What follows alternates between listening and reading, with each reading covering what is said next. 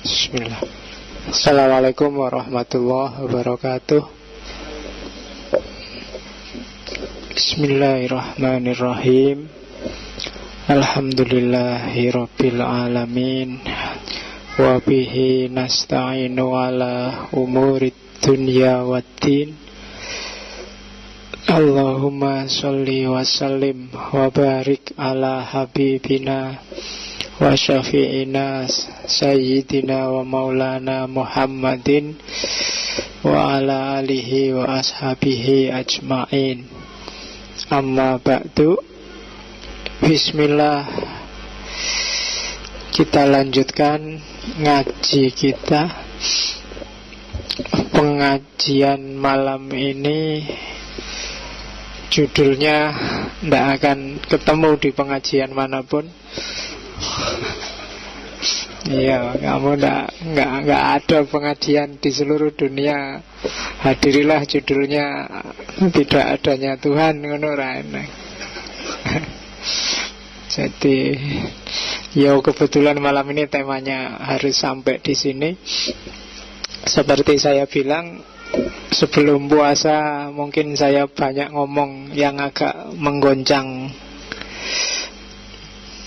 keimanan. Malam ini lebih dahsyat karena satu-satunya problem yang sampai hari ini belum bisa dijawab oleh agamawan itu problem teodisi. Secara akal loh ya. Jadi kalau ada kebuntuan akal untuk memahami tentang Tuhan dan ketuhanan, ya kalau bagi kita bukan kok urusan terus jadi ateis, tapi membuktikan bahwa ternyata akal kita memang terbatas. Tidak mudah untuk memahami entitas eskatologis termasuk tentang Tuhan. Ujungnya ke situ. Jangan ditafsirkan di masjid terus diajak ateis, diajak agnostik, malam ini diajak mengingkari Tuhan. Tidak, arahnya ke sebenarnya menunjukkan bahwa akal kita memang tidak jago untuk memahami dunia ini. Mungkin memang akal kita didesain oleh Allah terutama untuk mengelola alam semesta. Makanya ada hadis yang bilang, tidak usah capek-capek deh memahami aku, pahami aja ciptaanku. Kan ada yang gitu. Itu mungkin sebenarnya satu clue bahwa nanti daripada kamu tiwas kehabisan energi tapi tidak ketemu loh. Buktinya memang jungkir balik para filosof sejak dulu juga masih buntu juga hingga hari ini. Sampai terus capek kayak kemarin positivisme logik sampai bilang itu meaningless, tidak ada gunanya, tiwas bikin capek. Cuma ya kita perlu ngerti, karena kadang-kadang akal itu usil. Cuatan-cuatan pertanyaan yang tidak terduga itu biasanya tiba-tiba muncul.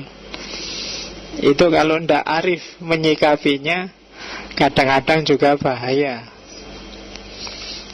Karena diakui atau tidak, akal itu kan berperan untuk mengarahkan jalan hidup kita. Jangan sampai akal itu dimati-matiin atau disingkirin. Eman-eman itu sangat berharga. Kan banyak kan sekarang kelompok yang bilang tidak usah pakai akal. Ya tidak bisa hidup kita kalau nggak pakai akal. Apalagi dalam agama. Oke, bismillah. Tema kita malam ini adalah teodisi, kalau dalam tradisi filsafat agama. Atau isunya kadang disebut isu problem of evil, problem kejahatan. Meskipun secara harafiah bukan artinya teodisi itu problem kejahatan. Justru teodisi itu artinya problem kebenaran Tuhan, keadilan Tuhan. Cuma nanti gesernya ke sana. Ini perdebatan gaya abad tengah. Malam ini kita berfilsafat gaya abad tengah yang dikenal dengan nama skolastik. Dari sisi kerumitan berpikir, dari sisi alur berpikir yang mau jelimet-jelimet, itu abad tengah jauh lebih complicated dibandingkan orang kontemporer. Postmodern hari ini itu sebenarnya cara mikirnya simple. Kalau kalian masuk ke abad tengah, jelimetnya luar biasa. Itu yang bikin kalian baca Ibnu Rus, baca Ghazali yang tahafut, baca Ibnu Sina, itu kalau ndak pening gantiin saya di sini. Mesti kamu judek, mending langsung baca terjemahannya atau baca tulisannya orang tentang mereka.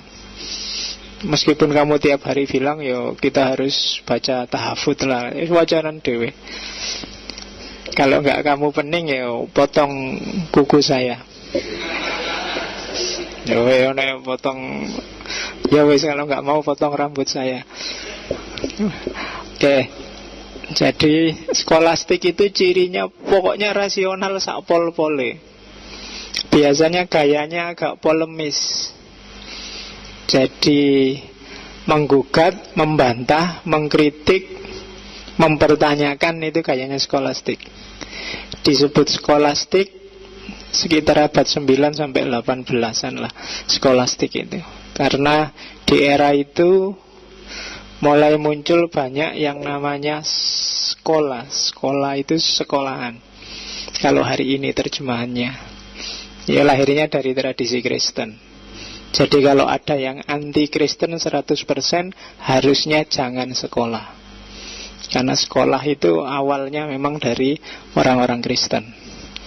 Nah, kalau mau konsisten begitu. Ada yang kayak gitu. Dulu di Mesir ada tokoh namanya Sukri Mustafa yang punya gerakan takfir wal hijrah itu.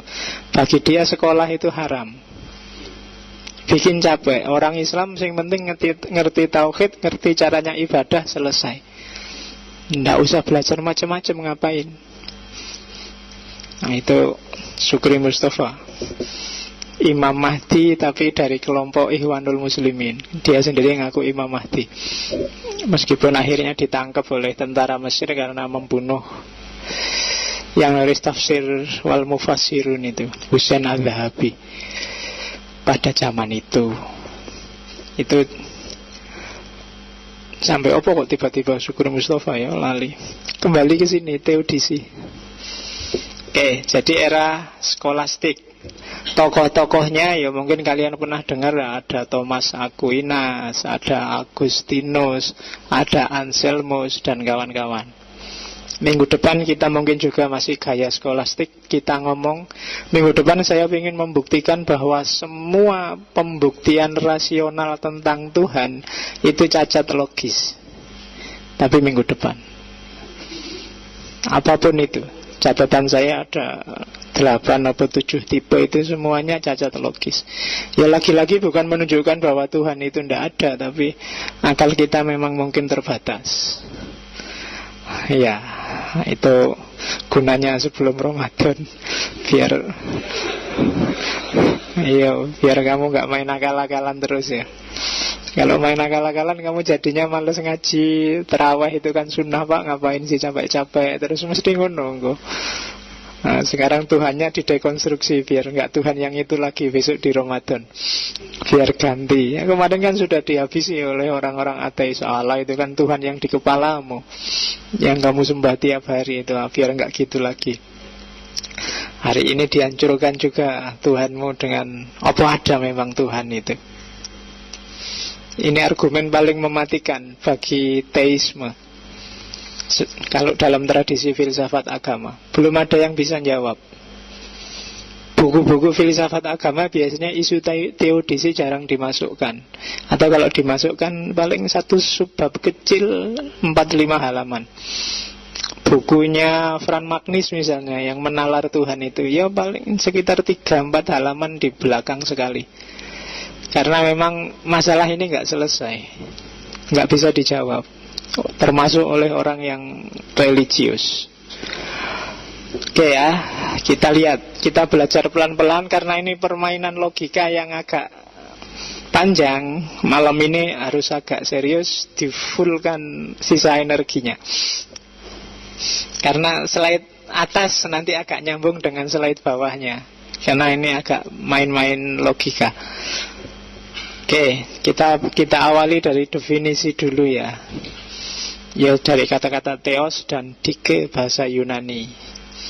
Kalau theos Tuhan, dike itu sebenarnya keadilan. Jadi itu studi filosofis intinya yang bahas keadilan Tuhan sebenarnya. Yang punya istilah pertama itu Leibniz, Gottfried von Leibniz.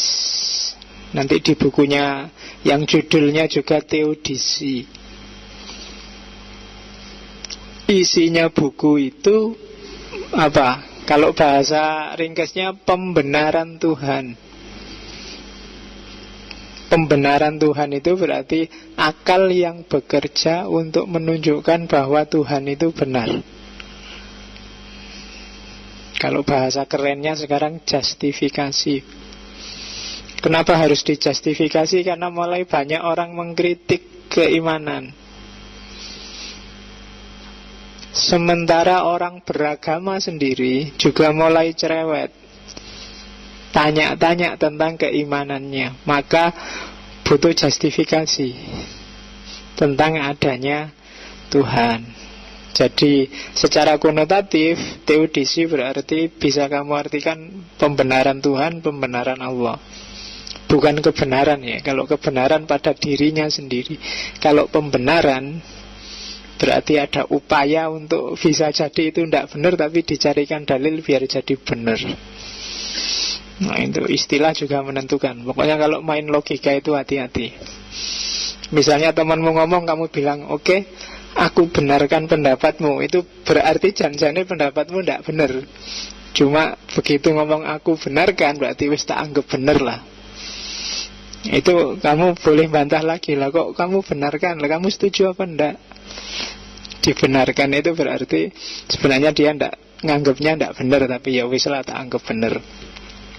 Cuma kamu nggak jeli kalau ada orang ngomong. Yang ngomong juga sebenarnya ya nggak ngerti dengan kalimatnya. Jadi apalagi orang Pusmo hari ini kan sangat care dengan yang namanya bahasa. Setiap unit bahasa itu punya pengertian. Ada sintagmatik, paradigmatik itu. Pada saatnya kita akan ada sesi tentang filsafat bahasa. Cuma siap-siap juga. Kalau itu siap-siap rumitnya. Oke, itu pembenaran. Jadi Leibniz ini filsafat barat eranya Voltaire. Pokoknya senengannya berpolemik, debat sama Voltaire. Voltaire ini kan filsafat cengengesan, sakarepe dhewe. Sementara dia ini filsafat lurus, religius, Kristen. Tiap hari kerjaannya debat sama si Voltaire ini. Ahli matematika juga. Bahkan beberapa teorinya mendahului Newton. Meskipun dibantah oleh Newton, saya juga punya teori itu, cuma bukunya belum tak keluarin aja. Bantahnya Newton gitu. Jadi kalau kamu ada temanmu nulis apa ya kamu bisa bilang, oh itu persis seperti yang tak pikir kemarin, tapi belum tak tulis aja. Ya. Oke. Kita lihat. Nah, hubungannya apa sih problem kejahatan dengan membenarkan Tuhan? Karena ketika kita ingin membahas Tuhan, ada problem akut, yaitu apa? Problem of evil. Problem kejahatan, problem bencana, problem kekacauan, problem pokoknya yang jelek-jelek di dunia ini. Bagi kita kan Tuhan itu Maha tahu, Maha kuasa, Maha penyayang. Padahal di dunia ini banyak sekali penderitaan, baik karena moralitas, begal, perkosaan, pembunuhan, demo anarkis, ngambilin akuanya, teh botolnya orang dagang pinggir-pinggir jalan. Itu kan penderitaan. Atau bencana alam di Nepal, Rohingya, macam-macam banyak. Itu kan penderitaan. Katanya Tuhan itu Maha tahu, Maha kuasa, Maha penyayang. Kalau dia Maha tahu, pasti tahu kalau kita menderita. Kalau dia maha kuasa, pasti bisa mudah sekali menghentikan biar penderitaan itu tidak jadi penderitaan. Kalau dia maha penyayang, pasti dia tidak ingin kita menderita. Tapi buktinya, lah kok ada penderitaan itu. Maumu sih nggak sakit, lah kok kamu sakit? Apa Tuhan lupa sama kamu? Harusnya kan dia sayang sekali sama kamu. Temenmu yang lebih kurang ajar kok selamat sehat-sehat saja. Kamu yang baik kok malah sakit. Kamu yang jujur kok nilaimu malah anjlok. Temenmu yang nyontek tiap hari gak pernah masuk malah dapet A. Itu kan sakitnya di sini itu. Apa Tuhan gak ngerti? Apa cuek? Kok tega sekali Tuhan sama dirimu? Katanya dia penyayang. Dan itu kan kontradiksi sama sifatnya. Apa Tuhan nggak tahu ya? Lo katanya dia maha tahu. Apa Tuhan nggak bisa bikin saya bahagia terus lulus kumlot? Yo terlalu bisa, wong dia maha kuasa. Apa Tuhan nggak sayang aku ya? Nggak mungkin, dia maha penyayang kok. Tapi buktinya aku kok sakit kayak gini. Itu problem kejahatan, problem teodisi. Apa salahnya orang-orang Nepal itu? Dia orang baik-baik, tidak terlibat perang, hidupnya di puncak gunung, tidak ikut ISIS, tidak ikut politik neko-neko. Tiba-tiba kena gempa bumi, gunungnya runtuh, mereka tewas semua. Itu kalau mereka boleh protes, salahku apa? Mbok sana daerah-daerah Suriah, apa daerah-daerah Irak sana yang dikasih gempa yang dahsyat, kok malah sini tidak terduga-duga. Itu problem penderitaan. Nah itu kalau bagi orang-orang kemarin agnostik ateis, itu kesimpulannya simpel. Yo, berarti Tuhan tidak ada. Atau kalau memang Tuhan dianggap masih ada, dia tidak punya sifat-sifat itu. Tapi kalau tidak punya sifat-sifat itu, yo apa yo layak kita sebut Tuhan? Masa Tuhan tidak maha kuasa? Itu jangan-jangan sama aja kayak kita. Masa Tuhan nggak maha tahu? Masa Tuhan nggak maha penyayang? Berarti dia bukan Tuhan. Itu kan problem logik yang luar biasa.